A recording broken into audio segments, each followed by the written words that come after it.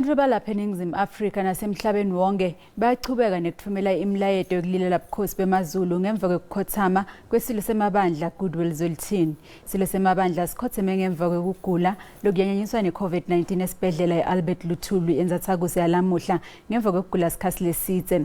Kanzi bekaneminyaka le-72.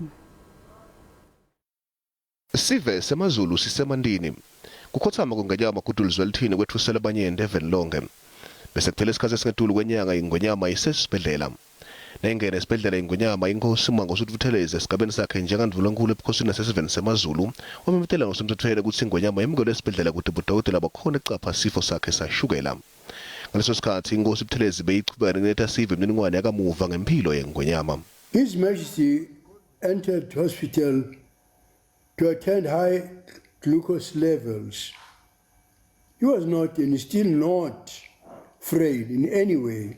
Nayimemetela kukhotsama ngonyama inkosi Sigubetelwe iqinisekisile ukuthi ingonyama idlule ngenxa ye-COVID-19. Ngokukhulu ukudabuka ngifisa ukumemezela indaba ebuhlungu yokuthi isilo samabandla inkosi yokuhlanga yamaZulu ngonyama uGoodwill Zwelithini kaBhekuzulu kaSolomon kaDinizulu kaCetshwayo kaPandi ushonile ekuseni. Kwakukhona amathemba ukuthi uzoba ngcono kodwa kwasekuguquka.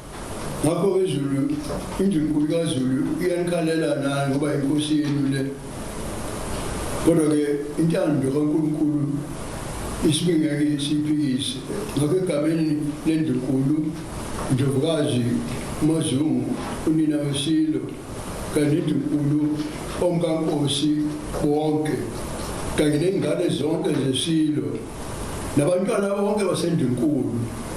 Ngiyafisa ukubonga isizwe ngokusisekela ngaso sonke isikhathi esibuhlungu kanje nokusikhalela isizwe inkosi yaso.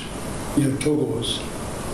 Ngenxa yokuphatheka kwengonyama kudzingeka ukuthi leminye imisimeto yesintu ihlehliswe kanzi kube kwekucala ngqa ukuthi ingonyama ingakhona ekuhambela kuvulwa kwesishayamathetho saKwaZulu Natal. Njengoba le sive sifake ingubo emlonyeni sithumbusa ngonyama sithathathwa ngasimikiso esigodlweni kwaNongoma.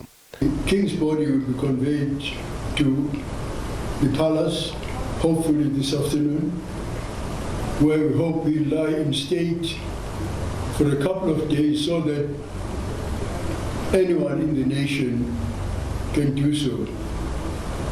But of course I must warn that this happened at the most difficult time because of COVID-19. In other words, that we should observe all the protocols. Kusenjalo uhulumende wesifundza umise tonke uhulumende lekuluphawu lwekuhlonipha ingonyama. Imininingwane yekutshalwa kwengonyama isangamenyetelwa.